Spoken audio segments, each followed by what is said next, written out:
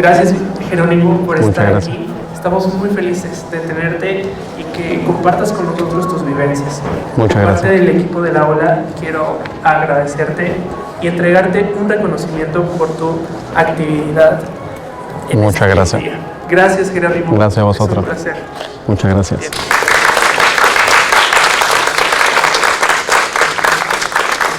Gracias. En la ciudad de Sevilla, no sé si alguien conoce Sevilla, es una ciudad súper bonita, la cual pues cruza un río, y yo soy de este lado de la ciudad, que es de un barrio que se llama Triana, que es un barrio pues muy conocido, con mucha historia, la cuna del flamenco, cuna de mucha historia de Sevilla y de España, pero que a la misma vez es un barrio súper taurino, y donde esa foto que ven ahí a la derecha es la plaza de toro vista de donde yo la veía cada vez que bajaba a la calle a jugar con mis amigos. O sea, yo me crié viendo la plaza de toro y en todo un entorno taurino.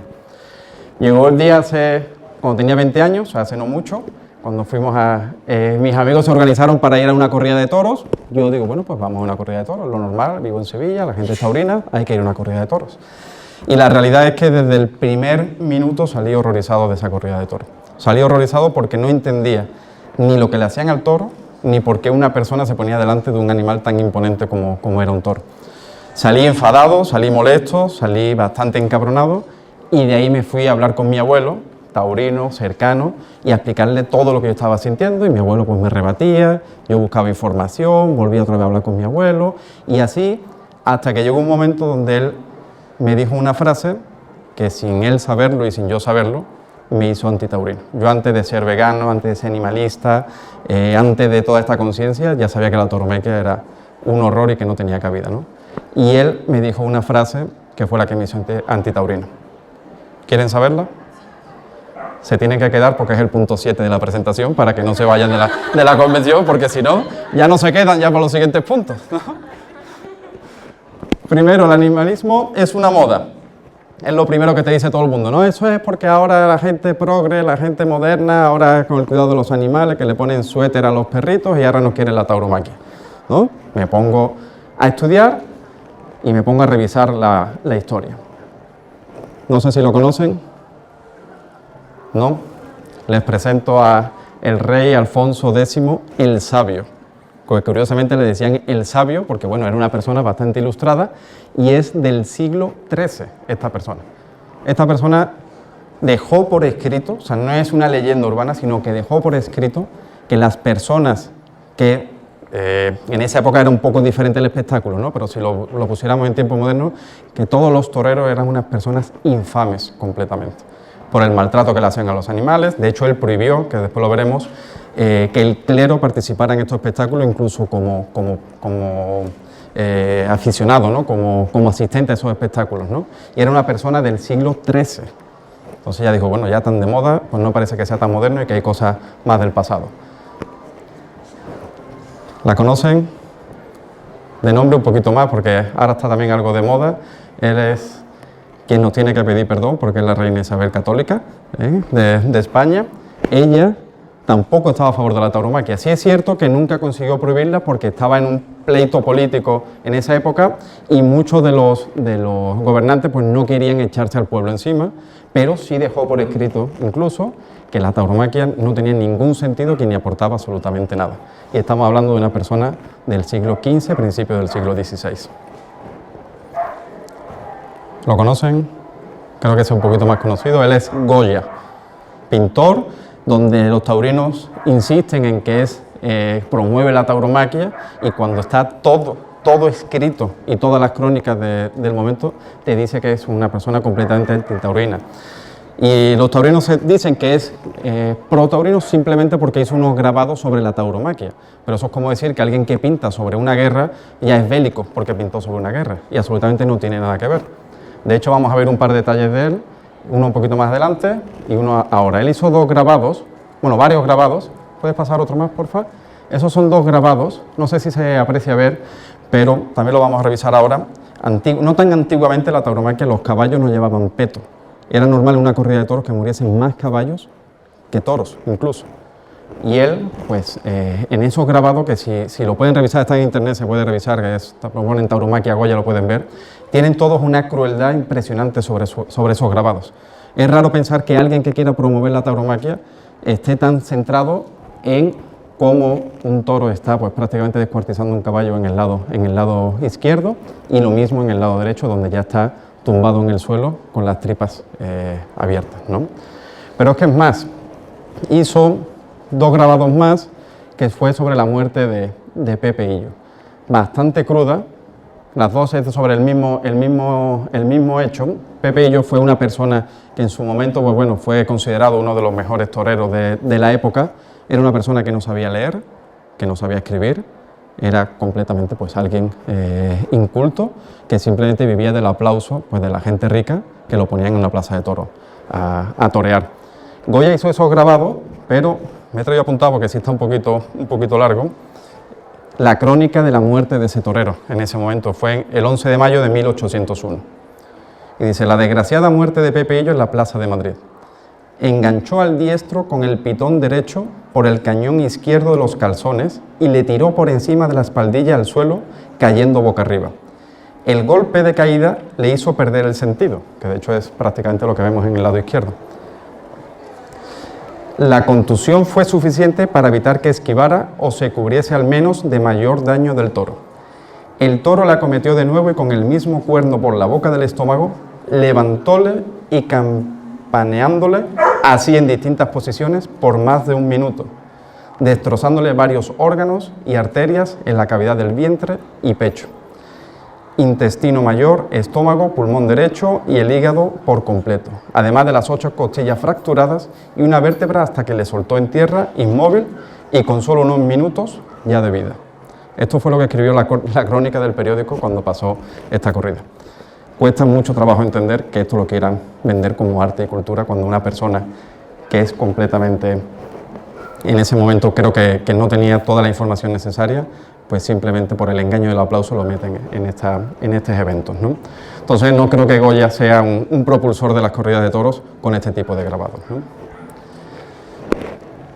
Justo al hilo de lo que estábamos comentando, de cómo puede pasar una más, hasta 1927, que es la última gran modificación que ha sufrido las corridas de toros, no se hizo obligatorio el peto para los caballos. Y era por 2 motivos. Uno, porque ya los empresarios ya no querían poner caballos en las corridas de toros, porque sabía que caballo que entraba, caballo que moría, y era un costo elevadísimo, simplemente era regalar un caballo, no le importaba el bienestar de los caballos. Y segundo, si lo pueden leer ahí, en 1927, habla de ese cambio, pero con lo que hubo por supuesto, hubo una discusión, porque los más puristas decían que eso era un cambio, que ya no iba a ser las corridas de toros como eran anteriormente, ¿no? Entonces, que le estábamos quitando la esencia a las corridas de toros y el caballo ya no se destripaba en mitad de una plaza de toros, ¿no? Pero lo quitaron simplemente porque resultaba muy desagradable para los espectadores. Nadie habla del bienestar del caballo. Todo es porque el empresario pierde dinero o porque los espectadores, pues, ya no les gusta ver a un caballo destripado a la plaza de toros. La importancia del caballo, cero. Y al hilo justamente de este mismo párrafo, que es de una crónica taurina de la época, tenemos este siguiente hecho, que mucha gente creo que no recuerda, o que no sabe qué, una más, las banderillas de fuego que se le ponían a los toros. A los toros antiguamente, esas banderillas que todo el mundo conoce, eran unas banderillas que estaban rellenas de pólvora y explotaban dentro del cuerpo del toro, y entonces el toro salía echando humo mientras los toreros seguían con su faena. ¿Por qué quitaron esta práctica? Pues bien dice la crónica, esto está sacado de periódicos taurinos, no crean que son los veganos del siglo de 1927. Lo que dice es que sería reemplazado porque, dice, resultaba demasiado cruel percibirse el olor a pelo chamuscado del toro. A los espectadores les molestaba ese olor chamuscado del pelo. El toro, nada. Justo a raíz de esta parte, yo empecé a investigar, digo, bueno, ¿qué tuvo que pasar para que realmente el mundo taurino hiciera una discusión sobre si el caballo tenía que tener un peto o no? Digo, no creo yo que los taurinos se sentaran por su propio pie y dijeran, ¿cómo cuidamos al caballo? Porque no hay ninguna información que me dé esperanza de ese tipo. Me puse a buscar, a investigar, y lo que encontré es que la primera sociedad protectora de animales en España fue en 1877. tampoco es tan moderna, hablamos del siglo XIX, son casi 200 años hacia atrás. Y fueron ellos los primeros que plantearon la necesidad de ponerle un peto al caballo por el bienestar del caballo. Lo sorprendente es que desde 1877 hasta 1927 pasaron 50 años. Los taurinos tardaron 50 años en darse cuenta del daño que estaban ocasionando al caballo. Por eso ahora que estamos muchos compañeros pues, luchando o peleando o tratando de que se prohíba la tauromaquia, algunos se desesperan, no, es que... Y esto va a ser una carrera de largo plazo porque el mundo taurino, que también lo veremos ahora, tiene un poder inmenso, ¿no? Y aquí tardaron 50 años simplemente en ponerle un peto a los caballos y con críticas de los propios puristas taurinos que no lo veían, que creían que iban a acabar con la fiesta taurina. Justo al hilo de esta noticia pasamos al fundador de esa protectora de animales, que por eso comentaba lo de Goya. Él es un discípulo de Goya. Entonces no hay nada de información que nos pueda confirmar que Goya realmente era alguien taurino por simplemente haber hecho unos grabados de tauromaquia. Él fue el primer fundador de la protectora de animales, y les quiero leer también una crónica rápida de 1872. Decía la crónica que el marqués de San Carlos, que es Ambrosio Grimaldi, el que vemos en pantalla, presentó ayer en el Senado una exposición de la Sociedad Protectora de Animales y Plantas de Cádiz pidiendo la supresión de espectáculos taurinos de todos géneros. Es decir, este tema antitaurino ha estado siempre encima de la mesa, no es algo que esté de moda. Y como un pequeño resumen, podemos pasar a la siguiente, Erika, por favor, un poco de la historia. No me quiero clavar un poco en todos los detalles, simplemente recalcar que en el siglo XVI hubo una bula papal de Pío V, donde ya decía que las corridas de toros deberían estar prohibidas para los católicos, con pena de excomulgarlo para siempre, cosa que en España pues el rey Felipe II se lo pasó a la torera. De hecho, de ahí viene la expresión pasárselo a la torera, porque no le hizo caso, pero ya hablaba de que había un daño que se le hacía a los toros. Hablamos en el siglo XVI, ya se le reconocía el daño que se le hacía a los toros. En el siglo XVIII con la Ilustración hubo muchas prohibiciones, siglo XIX también. Esto es muy curioso también, en siglo XIX en España, en 1800, hay una invasión de Napoleón Bonaparte y ponen al hermano de Napoleón en España, José Bonaparte. El último rey español, por así decirlo, que fue Carlos IV, prohíbe las corridas de toros en toda España. Y el que las vuelve a poner es José Bonaparte, que es francés. Entonces es muy curioso cómo en España lo llevan como bandera a las corridas de toros cuando le tienen que dar las gracias a un francés de que hoy en día sigue habiendo corridas de toros en España, ¿no? Aparte de eso, hubo también prohibiciones al principio del siglo XX, durante la Segunda República en España, y en 1991 que se prohibieron las corridas de toros en Canarias, y la famosa prohibición en el 2008 en Cataluña. En Cataluña se prohibieron las corridas de toros, y ¿qué es lo que hizo el gobierno en el 2013? Fue firmar un decreto donde declaraba patrimonio cultural las corridas de toros, y entonces ya no se pueden votar en las comunidades autónomas, que es el equivalente a los estados en España. Ahora mismo está blindada legalmente y ni siquiera podemos tener la oportunidad de que cada gobierno estatal, por así decirlo, que es de comunidad autónoma, puedan votar si quieren o no las corridas de toros, por este blindaje que han hecho. Ahora hay que revertir este blindaje, por eso se está recopilando este año más de 500.000 firmas en España, para ver si con eso pueden quitarle ese estatus y a partir de ahí poder votar.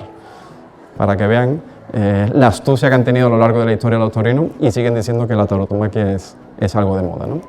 Y bueno, como estamos en México, no iba a dejar un poco pasar la historia de México, que también ha tenido sus prohibiciones, desde Benito Juárez, Carranza, Porfirio Díaz también tuvo prohibiciones, y esta bonita tendencia que llevamos desde el 2013, donde se prohibió en Sonora, 2014 Guerrero, 2015 Coahuila, 2019 Quintana Roo, 2022 Sinaloa, y del 2010 en adelante, aunque no están prohibidas, pero no están permitidas, Baja California Sur, Chihuahua, Jalisco, San Luis Potosí y Tabasco, y en el 2012 hacia adelante pues otros municipios, y en el 2025 se van a prohibir en Ciudad de México.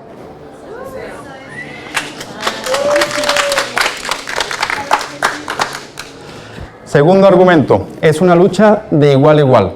Creo que todos lo han dicho, ¿no? No es que el torero se pone con el toro y todo el mundo puede pelear igual. Digo, ok, vamos a hacer un pequeño análisis de esa lucha de igual a igual. De un lado tenemos al torero, de otro lado tenemos al toro. ¿Ok? Primer argumento, el torero quiere, el toro no quiere. Segundo paso. Bueno, ahí ya vemos que ya no hay nada de igualdad. Segundo paso, un torero antes de empezar a practicar con un toro tiene esas horas de práctica, 55 horas de estudio de toros y la lidia.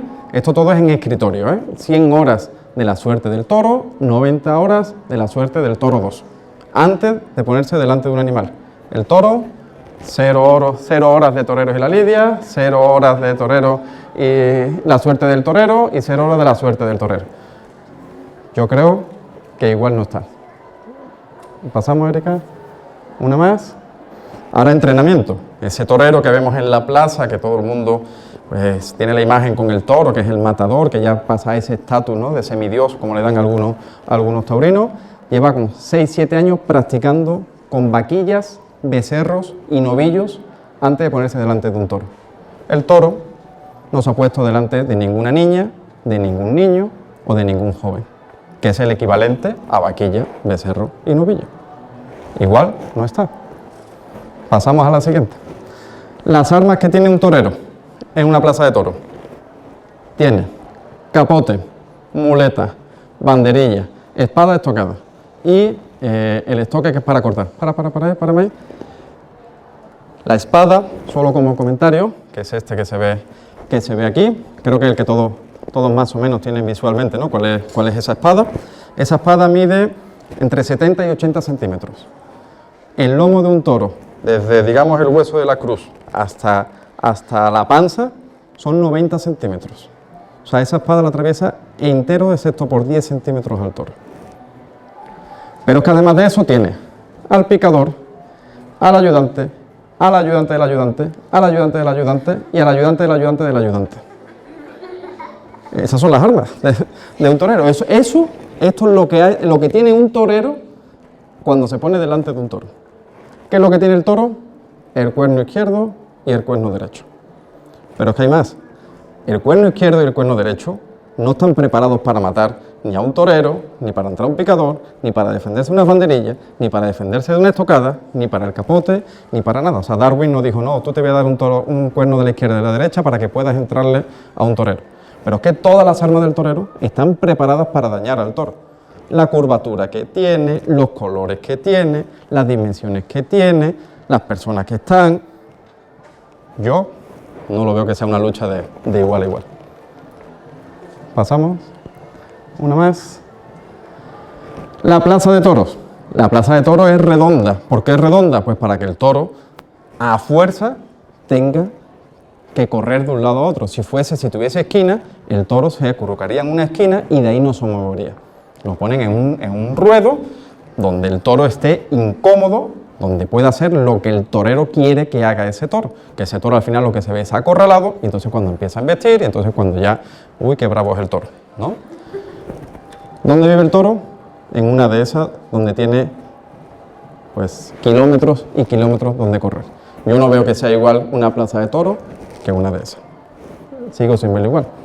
Y ahora, por último, vámonos a los números. Plaza de Toros de Ciudad de México, solo de Ciudad de México. He hecho el análisis del 2020 al 2019, porque después vino la pandemia y ya como que todos los números están un poco raros, que si la prohibición, que si el amparo, entonces vámonos a un periodo concreto, 2000-2019. Más o menos al año se celebraron 14 corridas de toros. Aquí están fuera las novilladas, que son más todavía que las corridas de toros, pero solo hablando de corridas de toros. 14 corridas de toros al año, son 280 corridas por 6 toros, son 1.680 toros, los que se torearon del 2000 al 2019. Indultados, 15 toros. Me falta un dato, de esos 15 toros, muchos de esos toros no llegan después a tener una vida feliz en el campo como lo quieren hacer ver. Muchos de ellos llegan tan dañados que al final los tienen que sacrificar, ¿vale? Pero se llevan el título de indultado. Tomándolo eso, ¿tienes posibilidades? Si yo fuese un toro, tengo el 0.8% de posibilidades de salir vivo de una plaza de toros. 0.8%. Igual no está. ¿Toreros muertos del 2000 al 2019? 0.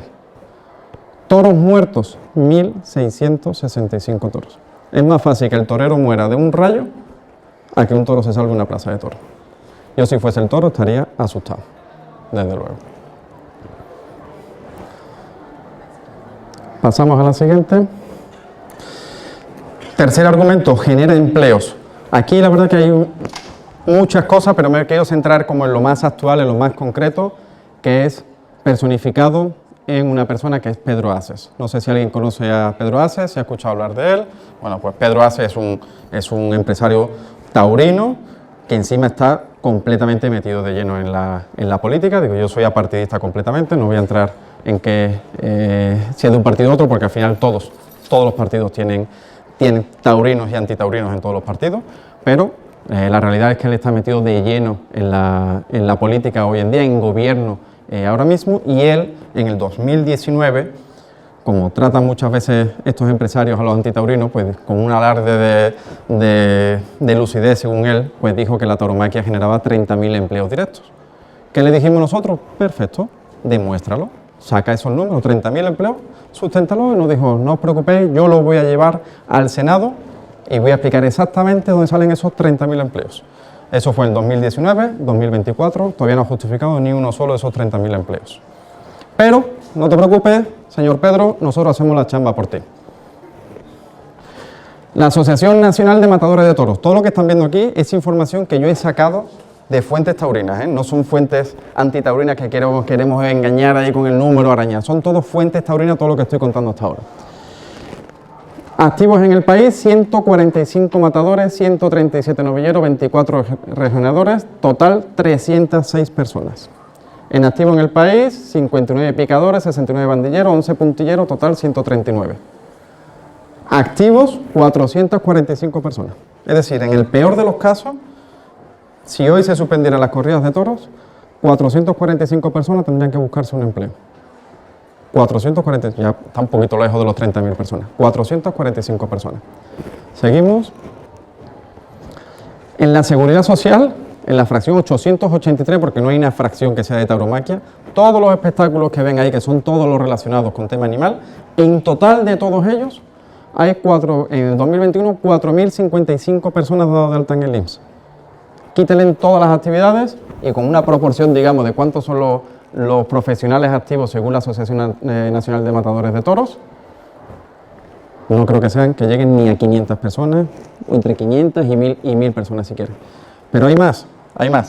Suponiendo que digan los taurinos, bueno, es que son 445, todas las vidas sirven, todas las vidas importan, estoy de acuerdo, la del toro también.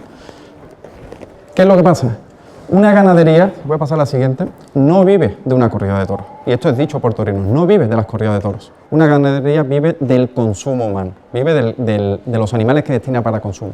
Solo el 5.5% de los animales que tiene una ganadería se destinan a las corridas de toros. Ojo, de las ganaderías que están trabajando en tener toros para las corridas de toros. No todas las ganaderías se dedican a criar toros para eventos taurinos, ¿no? O sea, el que tiene una ganadería que si dice, si es que yo quiero criarlos para eventos taurinos, solo el 5.5% de sus cabezas son las que destinan para una corrida de toros. Es decir, que la pérdida sería mínima si suspendieran las corridas de toros. Pero de todas formas, si aún así no se lo creen, pues bueno, las corridas de toros han estado suspendidas más de un año y no ha pasado absolutamente nada, ni en la economía de la ciudad, ni con los empleos, ni con nada. O sea que ya tenemos incluso el ejemplo reciente de que se puede hacer. Y agregando a esto, en la Plaza de Toro México hay muchas más cosas que corridas de toros. Hay conciertos, hay festivales, hay 1000 cosas. El récord de asistencia en la Plaza de Toro México lo tiene un partido de tenis. Pasen, por favor. Es legal. Mucho argumento también, ¿no? Es que yo estoy haciendo algo legal y mientras sea legal lo voy a seguir haciendo. ¿Ok? Vamos a entrar un poquito en las leyes porque en México ya hemos dicho muchas veces, o yo lo digo muchas veces, tiene unas leyes de primer mundo, una aplicación de cuarto mundo. La Constitución de Ciudad de México reconoce a los animales como seres sintientes y obliga a las autoridades a garantizar la protección, bienestar, trato digno y respetuoso de los animales, fomentando una cultura de cuidado. No veo nada de eso en una corrida de toros. Ley de protección animal. Tiene por objetivo garantizar el buen trato a los animales, evitar el sufrimiento, evitar miedos, angustias, incomodidades físicas, dolor y lesiones. Pues eso es lo que pasa en una corrida de toros. Ley de educación. Promueve la enseñanza y aprendizaje de la Declaración Universal de los Derechos de los Animales. Las corridas de toros violan todos y cada uno de la Declaración Universal de los Derechos de los Animales. No hay ni uno ambiguo. Violan todos y cada uno de ellos. Ok, pero eso pueden ser normas que son interpretables, es que el arte y la cultura, es que la tradición. ¿Algún abogado aquí, aparte de nuestra licenciada? ¿Alguien es abogado? ¿No? Corrígeme si me equivoco, licenciada, pero en la normatividad mexicana, aparte de la Constitución, las normas oficiales mexicanas no hay ambigüedades, no hay interpretación. Son o no son. ¿Es o no es? O sea, no es, vamos a fomentar, no, eso no es una norma oficial mexicana. La norma oficial mexicana lo que te hace es que te describe con pelos y señales cómo se tiene que hacer lo que está diciendo en esa norma oficial mexicana.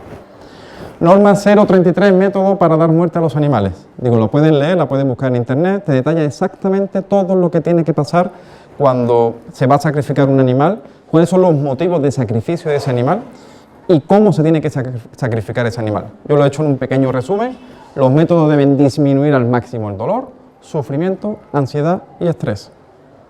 Todo lo que pasa en una corrida de toros. Vamos a la siguiente, la NOM 009. Digo, esto es una NOM que me causa rareza, porque bueno, aquí somos todos veganos, pues lo puedo decir, es una NOM 009 que es el proceso sanitario de la carne, ¿no? Yo por mí que nadie coma carne, ¿no?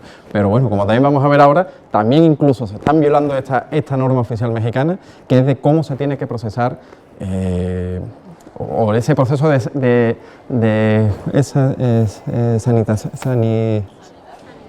como de sanidad, pero tienes sanitario, exactamente, el uso sanitario, del proceso sanitario de la carne, que también se viola en las corridas de toros, que dicho por los propios taurinos, un toro en una plaza de toros se destina después al consumo humano. Entonces, si se destina al consumo humano, a fuerza tiene que aplicar la NOM 033 y la 009. Perfecto. Esto se ha trabajado en alianza con Movimiento México Sin Toreo, aquí está Felipe de Mercy for Animal, está Anima Naturalis, está PETA, está sobre todo el Movimiento Cultura Sin Tortura, que fueron los que organizaron la recogida de firmas que ahora también revisaremos aquí. Entre todos ellos, pues cada uno hemos ido haciendo nuestros argumentos, yendo con la autoridad. ¿Puedes pasar, por favor? Hemos estado presentando denuncias, hemos estado en la puerta de SADER y Senasiga, que son la autoridad para aplicar esa norma oficial mexicana, y lo que nos dicen es que no saben cómo aplicar esa norma oficial mexicana, que ellos son los que tienen la autoridad de aplicar esa ley.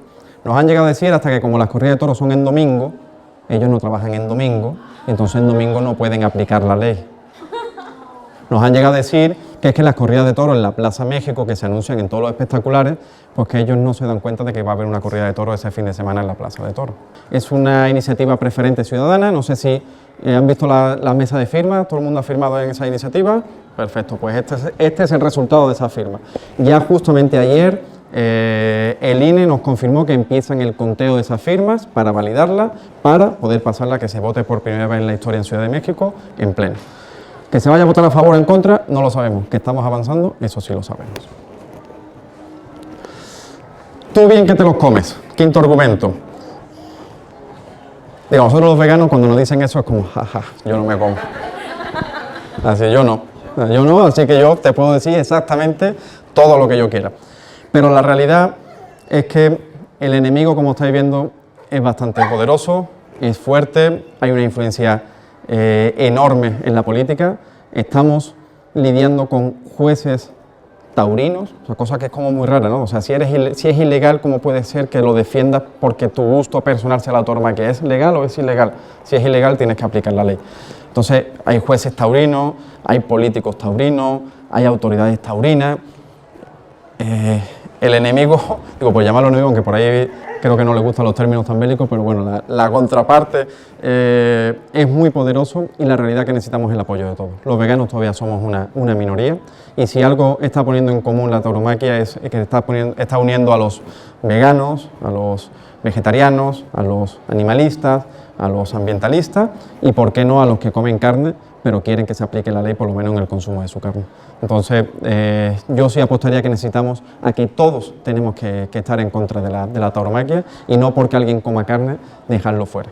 Porque también alguien que come carne, aunque no nos guste, está en su derecho y él también tiene la autoridad moral de exigir que lo que esté comiendo sea conforme a ley. Es tradición, arte y cultura. Yo este argumento vengo de Sevilla, Las leyendas de Sevilla están relacionadas con la tauromaquia. He crecido en el entorno de la tauromaquia. Aquí en México también se lleva haciendo durante muchísimos años la tauromaquia. A mí, que sea tradición, arte y cultura, yo se lo regalo a los taurinos. Yo no discuto con taurinos de si es arte, cultura o tradición. Me da exactamente igual. Y me da exactamente igual por un motivo. Y vamos a hacer un ejercicio. ¿Puedes pasar uno más? Hasta ahí. Necesito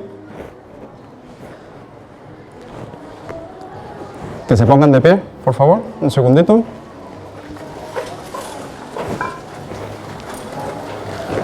Que vean la imagen del toro, que lo miren a los ojos, que lo graben en su mente y que cierren los ojos. Y si la música no lo permite, escuchen el sonido que vamos a poner. Cierren los ojos, por favor. No quiero ni que se imaginen que es un toro, no hace falta eso, solamente que miren a los ojos del toro, se queden con esa imagen, cierren los ojos y escuchen.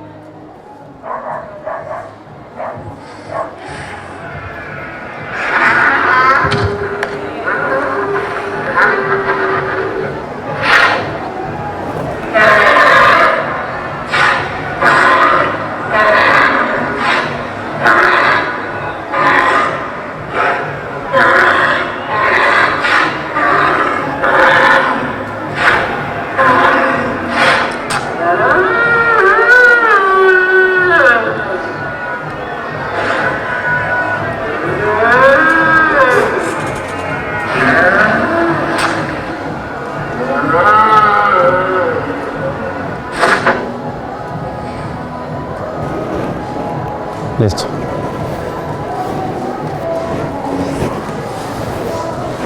¿Qué más da si es arte, si es cultura, si es tradición? ¿A quién carajo le importa eso? ¿A quién carajo le importa? Yo lo único que me importa es que yo no quiero ser parte de ese sonido. Yo cuando fui a la corrida de toros, digo, evidentemente visualmente impacta, pero lo que tengo grabado desde hace más de 20 años es el mugido del toro en la plaza de toros. Una plaza de toros con 20.000 personas, con mucho ruido. El mugido del toro se escucha como si estuvieses al lado de él. Y el pensar que eso alguien lo puede aplaudir es que simplemente no estamos en la misma sintonía. Por eso yo ese argumento de si es arte, cultura, me da exactamente igual, es que me da igual. No me desgasto ni un segundo en eso. Lo importante es que no podemos divertirnos ni ser causantes de este dolor.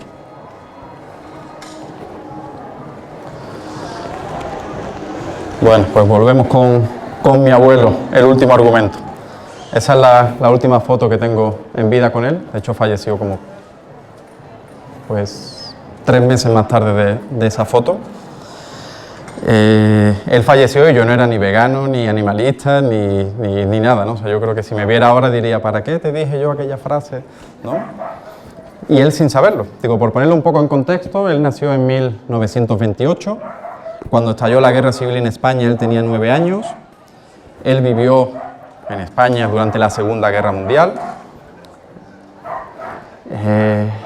Él pues pasó una posguerra, pasó todo el periodo, la dictadura de Franco, aunque él era militar, pues digamos que no le fue tan mal, pero al final de cuentas vivió una dictadura, una posguerra en un país que estaba completamente destrozado. Y él, bueno, pues cumplía con el vino, el toro y el fútbol, ¿no? Eran sus tres cosas, ¿no? En ese periodo que estuvimos discutiendo, yo le mandaba incluso fotos, él me rebatía que eso no era verdad, que eso solo pasaba a veces, todo. Yo creo que ya lo fastidié hasta que me dijo algo que le salió del alma y a mí se me quedó en el alma. Y me dijo la famosa frase: hay cosas peores. A mí ese hay cosas peores me retumbó en el alma porque dije, ok, si tú, que eres taurino, me estás terminando la discusión diciéndome que hay cosas peores, lo que yo estoy escuchando es que no tienes argumentos para justificar las corridas de toros. Si tú ya no quieres hablar de corrida de toros y quieres hablar de que los niños tienen hambre, de que el mundo hay una guerra, quieres hablar de otras cosas porque ya no quieres hablar de las corridas de toros, es porque realmente no hay ningún sentido en las corridas de toros. Es porque realmente ya llega un punto donde ya no hay más argumentos de las corridas de toros. Y por eso a mí eso me retumbó y dije, ok, si mi semidios, que era en ese momento mi abuelo, ni siquiera es capaz de sostener un gusto suyo, es porque realmente esto no tiene ningún sentido. Y fue cuando yo me hice antitaurino. ¿Qué es una plaza de toros? Pues lo resumo en tres expresiones. Uno, es un paraíso legal, donde se puede saltar a la torera completamente, y mira que va perfecto la expresión con ellos. Se puede saltar la ley, es una sala de tortura completamente, y donde hay una afición sin compasión. Muchas gracias a todos. Gracias por estar aquí.